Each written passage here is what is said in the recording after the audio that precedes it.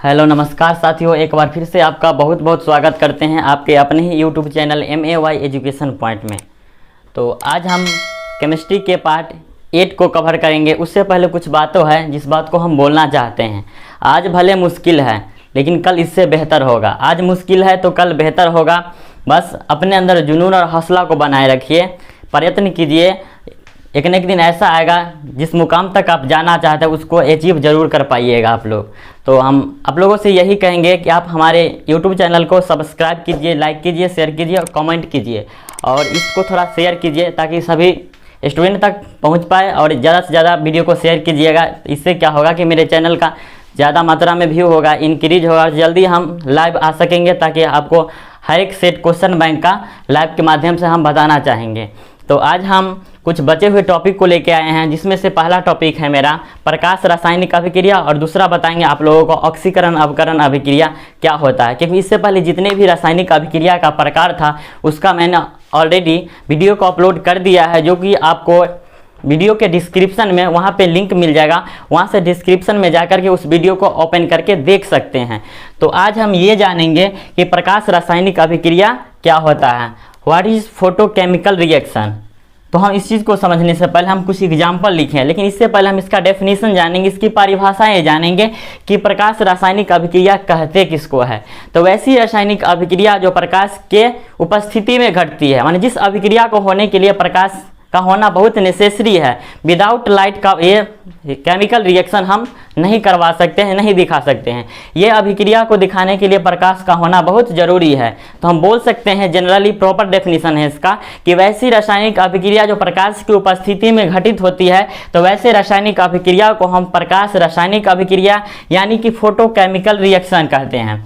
जैसे कि एग्जाम्पल में अगर हम हाइड्रोजन और क्लोरीन दोनों गैस है, हाइड्रोजन भी गैस है और क्लोरीन भी गैस है, दोनों गैस के मिश्रण को अगर हम एक अंधेरे में रख करके चाहे कि इससे अभिक्रिया करके हाइड्रोजन क्लोराइड का निर्माण हो जाए, तो इट इज़ नॉट पॉसिबल, ये संभव नहीं है। इसके होने के लिए प्रकाश का होना बहुत ज़रूरी है, वेरी नेसेसरी है। जब तक हमें लाइट देंगे तभी जाके ये दोनों आपस में संयोग करेगा, आपस में रिएक्शन करेगा, तब जाके हाइड्रोजन और क्लोराइड का क्लोरीन का निर्माण होगा। यानी कि पूरे को बोलेंगे हाइड्रोजन क्लोराइड। यानी कि हाइड्रोजन और क्लोरीन आपस में लाइट की उपस्थिति में अभिक्रिया करता है, विदाउट लाइट का अभिक्रिया नहीं कर सकता। और ये दोनों आपस में अभिक्रिया करके हाइड्रोजन क्लोराइड का निर्माण करता है। इसको दूसरा चीज़ भी बोला जाता है, दूसरा नाम इसका है हाइड्रोक्लोरिक अम्ल, जो कि हम सेकेंड चैप्टर अम्ल भस्म तथा लवण में कवर करने वाले हैं। यहाँ पर सिर्फ ये जानेंगे कि हाइड्रोजन और क्लोरीन आपस में अभिक्रिया करके हाइड्रोजन क्लोराइड का निर्माण किया। तो ये जो अभिक्रिया हो रही है, यहाँ पे जो ये रिएक्शन दिख रहे हैं प्रकाश की उपस्थिति में हो रही है। इसको विदाउट प्रकाश का अगर हम कराना चाहेंगे तो ये अभिक्रिया संभव नहीं है। दूसरा एग्जांपल मैंने लिख रखा है, इससे पहले हम आपको लैंग्वेज में डिफाइन करना चाहेंगे कि हम लोग जानते हैं कि प्रकाश संश्लेषण यानी कि फोटोसाइंथेसिस का जो रिएक्शन होता है, प्रकाश संश्लेषण जो होता है प्रकाश की उपस्थिति में होता है। क्योंकि इसके बारे में हमें डिटेल से क्लास 10th के बायोलॉजी में पढ़ना है कि प्रकाश संश्लेषण एक प्रकार की वैसी अभिक्रिया होता है या पेड़ पौधों के द्वारा मतलब भोजन निर्माण की प्रक्रिया होती है। माने पौधे जिस प्रक्रिया द्वारा, जिस मूलभूत प्रक्रिया द्वारा अपना भोजन तैयार करते हैं, उस मूलभूत प्रक्रिया को प्रकाश संश्लेषण कहते हैं। तो इस प्रकाश संश्लेषण में होता क्या है कि पेड़ पौधे को भोजन का संश्लेषण करना होता है खुद ब खुद, क्योंकि पेड़ पौधे स्वपोषी होते हैं तो अपना भोजन खुद बनाते हैं। तो इसके लिए प्रकाश का होना बहुत जरूरी होता है। माने इसके लिए 4 कच्चे पदार्थों की आवश्यकता होती है, हम लोग जानते हैं। जैसे कि अगर कहा जाए तो H2O जो कि जल खनिज लवण के रूप में रहता है, जो कि पेड़ पौधे की जड़ों में होता है, उससे वो अपना ऑब्जर्व करता है। एक CO2 जो कि वायुमंडल से लाता है। और तीसरा होता है क्लोरोफिल जो कि पेड़ पौधे की पत्तियों में पाया जाता है, जिसका पर्णहरित बोलते हैं। और चौथा सनलाइट होता है, यानी कि जिसको हम सूर्य का प्रकाश कहते हैं। तो इस प्रकार में क्या होता है कि ये सभी के माध्यम से पेड़ पौधे अपना भोजन तैयार करता है, कार्बोहाइड्रेट के रूप में तैयार करता है। यानी कि वहाँ पे प्रकाश संश्लेषण की प्रक्रिया होती है। तो प्रकाश संश्लेषण अभिक्रिया का एक समीकरण भी होता है। तो वो समीकरण जो होता है और प्रकाश संश्लेषण होता है, वहाँ पे लाइट का होना बहुत ज़रूरी होता है, क्योंकि ये लाइट विदाउट लाइट का और विदाउट क्लोरोफिल का संभव नहीं है। ऐसे कहा जाए तो चारों ही चाहिए, लेकिन सूर्य का प्रकाश बहुत ही मायने रखता है, क्योंकि हम लोग जानते हैं कि दिन में ही प्रकाश संश्लेषण की प्रक्रिया होती है, रात में नहीं होती है, क्योंकि रात में प्रकाश होता ही नहीं है, क्योंकि सनलाइट होता नहीं है। सनलाइट तो डे में होता है, अर्थात दिन में होता है, इसलिए प्रकाश संश्लेषण की क्रिया दिन में होती है। तो यहाँ पर जो मैंने एग्जाम्पल लिख रखा है 6CO2 + 6H2O, यहाँ पे लाइट लिखा हुआ, यानी कि प्रकाश की उपस्थिति में यह अभिक्रिया हो रही है, और अभिक्रिया के बाद ये बन रहा है क्या, ग्लूकोज। ये ग्लूकोज का फार्मूला है, जिसको हम कार्बोहाइड्रेट भी बोलते हैं।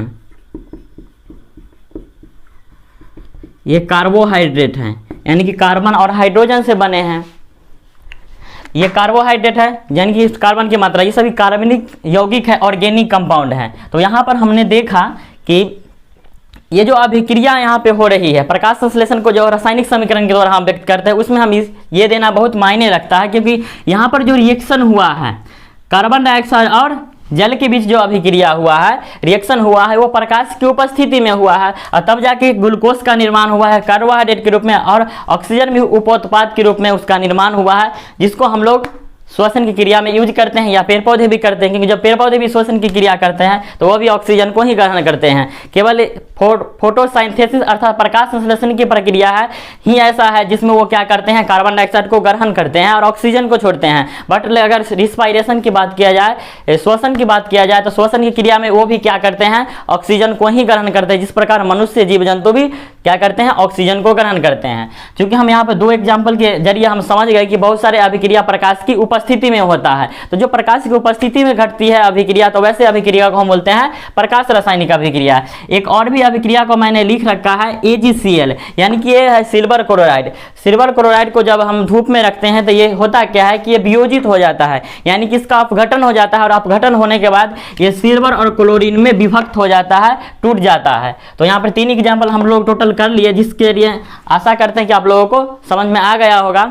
यानी कि यहाँ पर ये सिल्वर क्लोराइड एक यौगिक था, कंपाउंड था, जब इसको लाइट में रखा गया तो ये दोनों क्या एक दूसरे से अलग हो गया, माने इसका अपघटन हो गया। इससे पहले भी मैंने अपघटन यानी कि वियोजन या अपघटन अभिक्रिया क्या होता है, उसमें भी अपघटन के बारे में डिटेल से बता चुके हैं। तो यहाँ पर हम सिर्फ ये देखें कि यहाँ पे सिल्वर क्लोराइड था, जब इसको धूप में रखा गया तो क्या हुआ, वियोजित हो गया, यानी कि इसका अपघटन होगा, और अपघटन होकर के क्या हुआ, सिल्वर और क्लोरीन में दोनों में अलग अलग विभक्त हो गया। इसके अलावा और भी है, क्लोरीन है, यहाँ पे हो गया फ्लोरीन, ब्रोमीन और आयोडीन, इसका भी जो अभिक्रिया होता है तो ये भी क्या होते हैं, धूप में जब इसको रखा जाता है तो ये अब उससे अलग हो जाते हैं, यानी कि वियोजन हो जाता है, उसका अपघटन। जैसे हम लोग जानते हैं कि वर्ग 17 में जो तत्व आता है उसको हैलोजन का तत्व कहा जाता है, जो कि क्लोरीन, ब्रोमीन, आयोडीन और एक फ्लोरीन है। तो अगर AgBr की भी अगर हम बात करें, AgBr ये सिल्वर ब्रोमाइड है, इसको भी जब सनलाइट में रखा जाता है सूर्य के प्रकाश में, तो इससे भी क्या होता है, सिल्वर और ब्रोमीन अलग अलग हो जाता है, इससे भी Ag अलग हो जाएगा और Br अलग हो जाएगा, इस तरीके से अलग हो जाता है। अगर हम सिल्वर आयोडाइड की बात करें तो ये भी अगर सनलाइट में इसको रखा जाता है तो ये भी क्या होता है, इसमें भी Ag अलग हो जाता है और आयोडीन अलग हो जाता है। तो हम इस तरीके से कह सकते हैं कि बहुत सारे अभिक्रिया ऐसे हैं, या वैसे अभिक्रिया जो प्रकाश की उपस्थिति में घटित होती है, जिसको होने के लिए प्रकाश नेसेसरी है, प्रकाश चाहिए, तो वैसे अभिक्रिया को हम प्रकाश रासायनिक अभिक्रिया कहते हैं।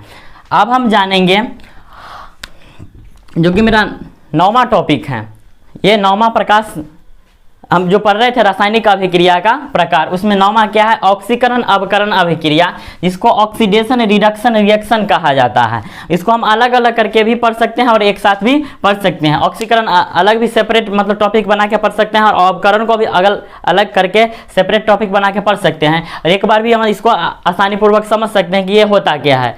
तो यहाँ पर ऑक्सीकरण अवकरण की बात आ रही है कि ऑक्सीकरण अभिक्रिया क्या होगा, अवकरण अभिक्रिया क्या होगा। तो यहाँ पे ऑक्सीकरण, जिसको इंग्लिश में ऑक्सीडेशन कहा जाता है, ऑक्सीडेशन, और इससे एक अर्थ निकलता ऑक्सीडेशन, यानी कि इसमें ऑक्सीजन होगा, ऑक्सीडेशन मतलब ऑक्सीजन। और यहाँ पे अवकरण को इंग्लिश में कहा जाता है रिडक्शन।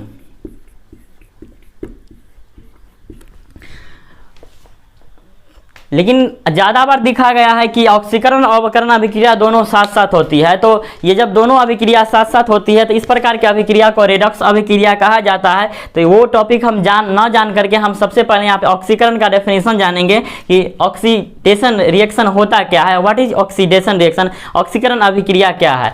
तो वैसे अभिक्रिया जिसमें किसी यौगिक या तत्व के साथ ऑक्सीजन का संयोग होता है और हाइड्रोजन का निष्कासन होता है। क्योंकि हम ऑक्सीकरण यानी कि ऑक्सीडेशन है, तो इससे हम ये समझेंगे, इससे एक ट्रिक निकालेंगे कि ऑक्सीडेशन हो रहा है यहाँ पे, यानी कि ऑक्सीजन किसी तत्व या यौगिक के साथ संयोग करेगा और उससे हाइड्रोजन अलग होगा।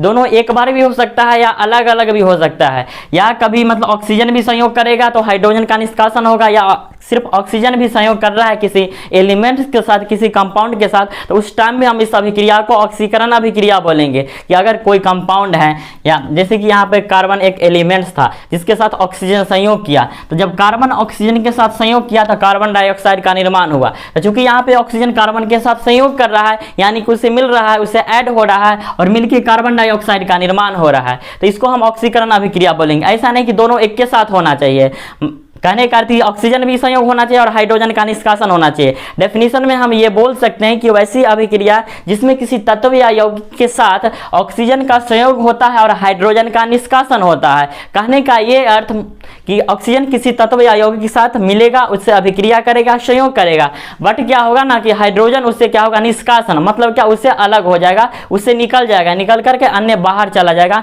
या अन्य तत्वों के साथ मिल जाएगा। तो वैसे अभिक्रिया को हम ऑक्सीकरण अभिक्रिया बोलेंगे। जैसे एग्जाम्पल मैंने पहले ही लिख रखा है, जब कार्बन को ऑक्सीजन के साथ अभिक्रिया करवाया गया था कार्बन डाइऑक्साइड का निर्माण हुआ। दूसरा एग्जाम्पल है कि सल्फर को यानी कि गंधक, जिसका परमाणु संख्या 16 होता है, जो कि 2021 के एग्जाम में पूछा था गंधक की परमाणु संख्या क्या होता है, काफी इंपॉर्टेंट है। अक्सर स्टूडेंट फंस जाता है कि गंधक क्या होता है, हमने तो सल्फर पढ़ा था और सल्फर का परमाणु संख्या 16 होता है, उसका संकेत S होता है, और अधिकतर बार नहीं समझ पाते हैं कि गंधक क्या होता है। तो सल्फर का ही दूसरा नाम गंधक है, जिसका परमाणु संख्या 16 और संकेत S होता है। तो सल्फर को जब ऑक्सीजन के साथ अभिक्रिया करवाया तो सल्फर डाइऑक्साइड का निर्माण हुआ। तो यहाँ दोनों जो एग्जाम्पल मैंने लिख रखा है, इसमें हम देख रहे हैं कि दोनों के साथ ऑक्सीजन क्या कर रहा है, संयोग कर रहा है, आपस में मिल रहा है। तो जब किसी तत्व या यौगिक के साथ ऑक्सीजन संयोग कर रहा है तो उस कंडीशन में भी, उस स्थिति में भी, उस सिचुएशन में भी हम अभिक्रिया को कौन सी अभिक्रिया बोलेंगे, ऑक्सीकरण अभिक्रिया।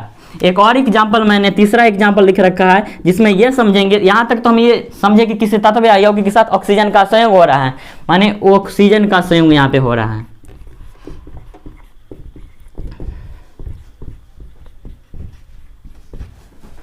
ऑक्सीजन का यहाँ पे संयोग हो रहा है, यहाँ भी ऑक्सीजन संयोग, यहाँ भी ऑक्सीजन। और तीसरा एग्जांपल में ये यहाँ पे है कि हाइड्रोक्लोरिक अम्ल को जब, या हाइड्रोजन क्लोराइड को जब मैग्नीज डाइऑक्साइड के साथ अभिक्रिया करवाया गया, HCl हाइड्रोजन क्लोराइड या हाइड्रोक्लोरिक अम्ल बोलेंगे, MnA2 मैग्नीज डाइऑक्साइड, क्योंकि ऑक्सीजन 2 है तो इसको डाइऑक्साइड पढ़ेंगे। तो मैग्नीज डाइऑक्साइड के साथ जब अभिक्रिया करवाया गया तो मैग्नीज जो था क्लोरीन के साथ अभिक्रिया करके मैग्नीज डाइक्लोराइड का निर्माण कर लिया, और साथ में जल और क्लोरीन गैस का निर्माण हुआ। क्लोरीन गैस ऐसे हो जाएगा, यानी कि ये वायुमंडल में चला जाएगा, ये उत्पत्ति होने लगता है, गैस की उत्पत्ति हो रहा है। यहाँ पे गैस की उत्पत्ति की जानकारी हमें इस तीर चिन्ह के द्वारा पता चला। तो यहाँ पर मैंने देखा क्या है कि हाइड्रोक्लोरिक अम्ल को जब मैग्नीज डाइऑक्साइड के साथ अभिक्रिया करवाया गया तो मैग्नीज डाइक्लोराइड और जल का निर्माण हुआ। यहाँ पर एक चीज समझे कि यहाँ पे हमें यह समझना था कि यहाँ पे कैसे हाइड्रोजन किसी तत्व या यौगिक के साथ उस हाइड्रोजन का निष्कासन हो रहा है, माने उसे विलयन हो रहा है, उसका मतलब अलग हो जाना। जैसे HCl एक साथ था हाइड्रोजन और क्लोराइड, उससे क्या हुआ कि इससे ना क्लोरीन निकल करके Mn के साथ अभिक्रिया कर लिया, मतलब इससे हाइड्रोजन क्या हो गया, अलग हो गया। तो हाइड्रोजन अलग होकर के ऑक्सीजन से अभिक्रिया कर लिया। तो यहाँ पर हम बोल सकते हैं ना कि ऑक्सीजन का यहाँ पे किसी तत्व या यौगिक के साथ ऑक्सीजन का निष्कासन हुआ, यानी कि यहाँ पर हाइड्रोजन था, सॉरी ये हाइड्रोजन है, तो हाइड्रोजन क्या हुआ, कंपाउंड था, HCl के साथ था, तो ये कंपाउंड के रूप में था HCl, लेकिन इससे क्या हो गया, हाइड्रोजन अलग हो गया। तो किसी तत्व या यौगिक के साथ क्या होता है, हाइड्रोजन का निष्कासन होता है, तो उस कंडीशन में भी अभिक्रिया को बोला जाता है ऑक्सीकरण अभिक्रिया, अर्थात ऑक्सीडेशन रिएक्शन। तो यहाँ पे देख सकते हैं कि यहाँ पर एक साथ था HCl, और कुछ देर के बाद इससे हाइड्रोजन अलग होकर के Mn के साथ मिल गया और MnCl2 का निर्माण कर लिया, और ये वो जो था हाइड्रोजन के साथ अभिक्रिया करके H2O का निर्माण कर लिया। तो यहाँ पर दोनों प्रकार की अभिक्रिया हमें दिख रहा है, H के साथ O मिल गया ना, तो यहाँ पर हाइड्रोक्लोरिक अम्ल के साथ H था, तो इससे H अलग हो गया, मतलब किसी यौगिक के साथ क्या हो रहा है, यहाँ पे हाइड्रोजन का निष्कासन हो रहा है। तो यहाँ पे दोनों हम एग्जाम्पल, तीनों एग्जाम्पल के जरिए हम समझ गए कि किस प्रकार ऑक्सीजन का संयोग हो रहा है और हाइड्रोजन का निष्कासन हो रहा है। तो जिसमें अगर हाइड्रोजन का हरासमेंट होता है, हाइड्रोजन उससे अलग होता है, तो हम बोल सकते हैं क्या कि वो भी ऑक्सीकरण अभिक्रिया है, या ऑक्सीजन का वृद्धि हो रहा है, मतलब ऑक्सीजन उसमें बढ़ रहा है, यानी कि उससे ऑक्सीजन अभिक्रिया कर रहा है। तो जब ऑक्सीजन का वृद्धि होगा तो हम बोलेंगे ऑक्सीकरण, और उस कंडीशन में भी बोलेंगे या हाइड्रोजन का हरासमेंट हो रहा है, यानी हाइड्रोजन उस कंपाउंड से, उस एलिमेंट से निकलकर अन्य के साथ मिल रहा है। तो हम इस कंडीशन में भी कहते हैं कि दोनों प्रकार के जो यहाँ पे एग्जाम्पल किए रिएक्शन के साथ, वो सभी ऑक्सीकरण का एग्जाम्पल है, उदाहरण है। तो तीनों एग्जाम्पल के जरिए हम डिफाइन कर सकते हैं कि ऑक्सीकरण अभिक्रिया क्या होता है। आशा करते हैं कि आप लोग को ये भी समझ में आया होगा कि ऑक्सीकरण अभिक्रिया क्या है। मेरा दूसरा है, इसी में का टॉपिक है जो कि अलग अलग करके पढ़ रहे हैं, अवकरण यानी कि रिडक्शन। रिडक्शन कहे तो यहाँ पे क्या होगा, उसका अपोजिट, ठीक अपोजिट है, ऑक्सीकरण का अपोजिट है अवकरण।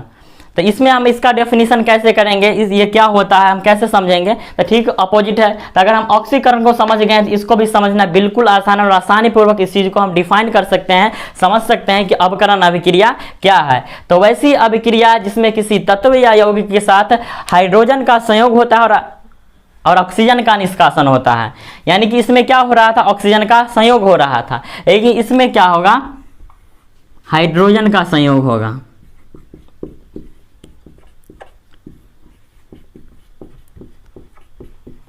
हाइड्रोजन का संयोग होगा।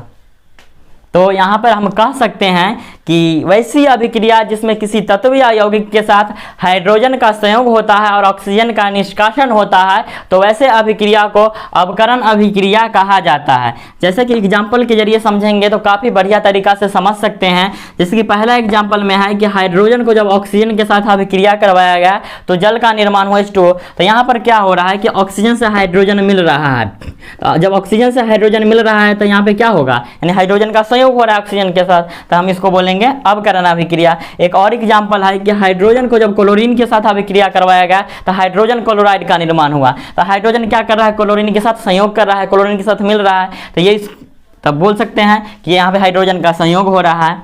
यहाँ तीसरा एग्जांपल ये है कि कॉपर ऑक्साइड को जब हाइड्रोजन के साथ अभिक्रिया करवाया गया तो कॉपर का निर्माण होता है और जल का निर्माण होता है, यानी कि कॉपर से ऑक्सीजन का क्या हो रहा है यहाँ पे, जिस प्रकार हम पहले एग्जाम्पल में देखे थे उसमें कि उससे हाइड्रोजन निष्कासन हो रहा था, वहाँ पे हाइड्रोजन का हरासमेंट हो रहा था, उसका हरास हो रहा था, उससे हाइड्रोजन निकल रहा था। यहाँ भी सेम डेट वही है, लेकिन उसका अपोजिट है, क्योंकि मैंने पहले ही बता दिया कि ऑक्सीकरण का अपोजिट है, अवकरण जो है उसका ठीक अपोजिट है। तो वहाँ पे हाइड्रोजन किसी तत्व या यौगिक से अलग होता था, और यहाँ पे कौन अलग होगा, तो ऑक्सीजन अलग होगा, क्योंकि उसका अपोजिट है। क्योंकि परिभाषा में ही मैंने बता दिया कि वैसी अभिक्रिया जिसमें किसी तत्व या यौगिक के साथ ऑक्सीजन का निष्कासन होगा और हाइड्रोजन का संयोग होगा। जब हाइड्रोजन संयोग करेगा और ऑक्सीजन किसी यौगिक से निकलकर अलग चला जाएगा तो उसको बोला जाएगा क्या, अवकरण अभिक्रिया। तो यहाँ पे कॉपर ऑक्साइड, यानी कॉपर के साथ ऑक्सीजन था तो इसको कॉपर ऑक्साइड पढ़ते थे। जब इसको हाइड्रोजन के साथ अभिक्रिया करवाया गया तो कॉपर ऑक्साइड से ऑक्सीजन निकल के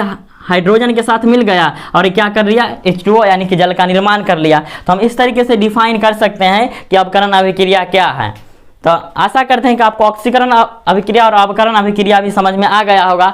तो हमें बताए थे कि एक रिडक्स अभिक्रिया का बात आया था, जो हम ये बोले थे कि ये दोनों के बारे में हम पहले पढ़ लेते हैं, उसके बाद हम बताएंगे कि ये अभिक्रिया होता क्या है। तो चूंकि हम लोग जानते हैं कि जब ऑक्सीकरण अभिक्रिया और अवकरण अभिक्रिया जब साथ साथ होती है तो उसे ही एक नया नाम दिया गया है जिसे कहा जाता है रिडक्स अभिक्रिया। माने वैसी अभिक्रिया जिसमें ऑक्सीकरण अभिक्रिया और अवकरण अभिक्रिया दोनों साथ साथ होती है।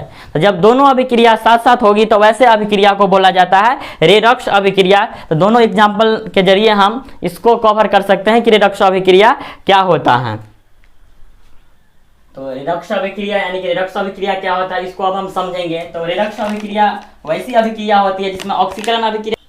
तो यहाँ पर हम समझ रहे थे कि रेडक्स अभिक्रिया क्या होता है, रेडक्स रिएक्शन क्या होता है। तो हमने पहले भी बता दिया, पहले भी जिक्र कर दिया कि रेडक्स अभिक्रिया वैसी अभिक्रिया होती है जिसमें ऑक्सीकरण अभिक्रिया और अवकरण अभिक्रिया दोनों साथ साथ होती है। माने ऑक्सीडेशन रिएक्शन और रिडक्शन रिएक्शन दोनों जब एक साथ हो गई तो वैसे अभिक्रिया को हम रेडॉक्स अभिक्रिया बोलेंगे। क्योंकि हम एक एग्जाम्पल के जरिए हम इसको समझेंगे कि दोनों में एक ही साथ कैसे हम समझ सकते हैं कि ऑक्सीकरण और अवकरण दोनों हो रहा है। तो यहाँ पर देखिए कॉपर ऑक्साइड था और जब इसको हाइड्रोजन के साथ अभिक्रिया करवाया गया तो कॉपर ऑक्साइड से ऑक्सीजन क्या हो गया, अलग, उसका निष्कासन हो गया, अलग हो गया और हाइड्रोजन के साथ मिलकर के जल का निर्माण कर लिया।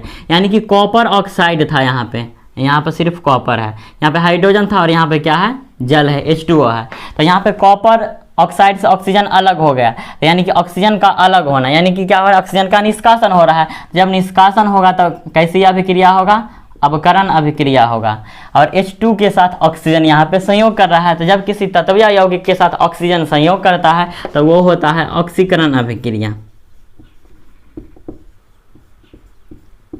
तो यहाँ पर हम एक एग्जाम्पल के जरिए हम देख सकते हैं कि दोनों यहाँ पर जो अभिक्रिया हो रही है, यहाँ पे जो रिएक्शन हो रही है, इसमें ऑक्सीकरण अभिक्रिया भी हो रही है और अवकरण अभिक्रिया भी हो रही है। क्योंकि यहाँ पे ऑक्सीजन का क्या हो रहा है, निष्कासन हो रहा है, किसी यौगिक के साथ ऑक्सीजन क्या हो रहा है, अलग हो रहा है, कॉपर के साथ ऑक्सीजन साथ अलग हो गया। और दूसरा ये देखिए कि हाइड्रोजन के साथ ऑक्सीजन क्या कर रहा है, संयोग कर रहा है। मैंने हाइड्रोजन था H2 अकेले, लेकिन ऑक्सीजन आके मिलकर के अभिक्रिया कर लिया, H2O का निर्माण कर लिया, यानी कि ऑक्सीजन यहाँ पे संयोग कर रहा है। तो यहाँ पे एक एग्जाम्पल के जरिए हम रेडॉक्स अभिक्रिया को समझ गए कि रेडॉक्स अभिक्रिया क्या होता है। तो हम आसानी पूर्वक और शुद्ध लैंग्वेज में बोल सकते हैं, एक प्रॉपर लैंग्वेज में, कि वैसी अभिक्रिया जिसमें ऑक्सीकरण और अवकरण दोनों साथ साथ होती है तो वैसे अभिक्रिया को रेडॉक्स अभिक्रिया कहते हैं। जैसे कि एग्जाम्पल में से समझ गया, स्पष्ट हो गया, यहाँ पे अवकरण अभिक्रिया भी हो रही है और ऑक्सीकरण अभिक्रिया भी हो रही है। तो आशा करते हैं कि आप लोगों को ये समझ में आया होगा। आज के लिए इतना है, फिर मिलते हैं अगले दिन।